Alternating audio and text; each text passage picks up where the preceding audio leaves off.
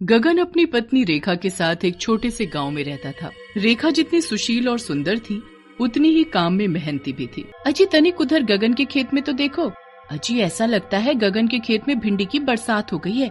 गगन के खेतों में इतनी बड़ी बड़ी हरी भरी भिंडी है और एक हमारा खेत है जहाँ टेढ़ी मकोड़ी भिंडी उगी है। ना जाने ये दोनों मियाँ बीवी मिलाकर का जादू करते हैं जो इनके खेत में इतनी हरी भरी सब्जियां उगत हैं। अजी अगर ऐसे ही रहा तो हम दोनों के खाने के लाले पड़ जाएंगे। हाँ, ऐसे ही कुछ दिन बीत जाते हैं। गगन की भिंडी की बिक्री ज्यादा से ज्यादा होने लगती है, वहीं केशव की सब्जियों को कोई पूछता तक नहीं है। एक दिन कमला गुस्से में अपने पति केशव के साथ गगन के खेतों में जाती है और गगन से बोलती है, क्या बात है गगन भाई, बहुत खुश दिखाई दे रहे हो। और रेखा, तनी हमका ये बताओ कि तुम दोनों मियाँ बीवी मिलकर अपने खेतों में का जादू टोना करते हो जो तुम्हारे खेत की सब्जियां खासकर ये भिंडी इतना बढ़िया उगी है। अरे कमला बहन, हम कोई जादू टोना नहीं करते हैं, हम तो सिर्फ मेहनत करते हैं और बड़े प्यार दुलार से अपनी सब्जियों के पौधों की देखभाल करते हैं। ओह हो, तुम अपने पौधों को प्यार दुलार करती हो तो हम का अपने पौधों को मारते पीटते हैं। अरे ये केमिकल वाली खाद की वजह से ही तो तुम्हारी भिंडी की शक्ल ऐसी टेढ़ी मकोली है। एक मेरी भिंडी को देखो, कितनी बड़ी और हरी हरी है। हाँ। रेखा की बातों से कमला को बहुत गुस्सा आता है और वो गुस्से से रेखा से बोलती है, बहुत घमंड है तुमको अपनी इन हरी हरी भिंडियों पर। अरे अरे कमला बहन, ये तो बस कुछ भी बोलती है। देख भाई गगन, मैं तो ये कहने आया हूँ कि तू गांव में अपनी भिंडी बेचना बंद कर दे, नहीं तो अच्छा नहीं होगा। हाँ। ऐसा बोलकर केशव और कमला अपने घर आ जाते हैं। जरा देखो तो उस रेखा को, कैसे अपनी भिंडियों की तारीफ की जा रही थी और ये कल की आई रेखा मेरा कमला रानी का मजाक बना रही थी। इससे तो मैं छोड़ूंगी नहीं। अजी आप हाथ पर हाथ धरे बैठे रहोगे या कुछ करोगे?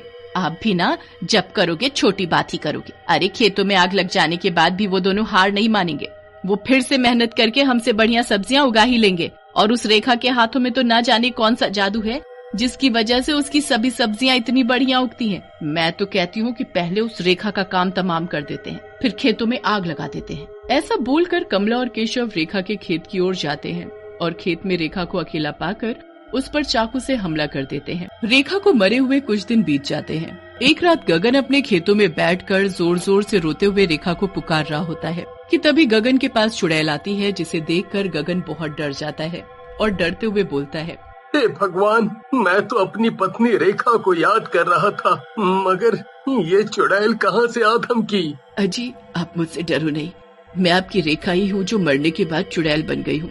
फिर चुड़ैल रेखा के रूप में आ जाती है और गगन को सारी बात बताती है। हे भगवान, इतना सब कुछ तुम्हारे साथ हुआ और मैं अब तक यही सोचता रहा कि खेत में आग लग जाने से तुम्हारी मौत हो गई है।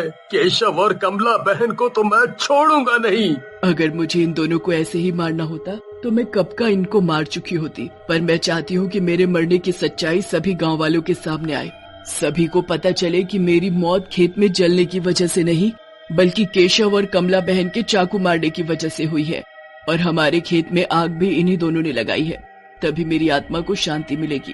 पर ये सब होगा कैसे? मैं एक लड़की का रूप लेकर आपके साथ खेतों में काम करूंगी और अपनी चुड़ैल की शक्ति से कुछ ही दिनों में खेतों में ढेर सारी बढ़िया बढ़िया भिंडी उगा दूंगी, जिसे आप गाँव में बेच आना। मैं जानती हूँ कि गांव के सभी लोग सिर्फ हमारी ही भिंडी खरीदना पसंद करेंगे और ये सब कमला और केशव को कतई बर्दाश्त नहीं होगा और मैं जानती हूँ कि वो दोनों फिर से इस गलती को दोहराएंगे। इससे पहले कि मौका देखकर वो दोनों फिर से मुझे मारने आए, आप जाकर गांव वालों को बुला लाना। फिर दिन में जब रेखा चुड़ैल एक लड़की के रूप में खेतों में अकेले काम कर रही होती है तो मौका देखकर कमला और केशव चाकू लेकर उस लड़की के पास जाते हैं और उसके पेट में चाकू घोंपकर उसे मार डालते हैं। तब तक गगन भी गांव वालों को कमला और केशव की सच्चाई बताकर अपने साथ खेत पर ले आता है। अरे अरे अरे अरे, तुम सब गांव वाले यहाँ कैसे आ गए? अरे हमने कछु नहीं किया।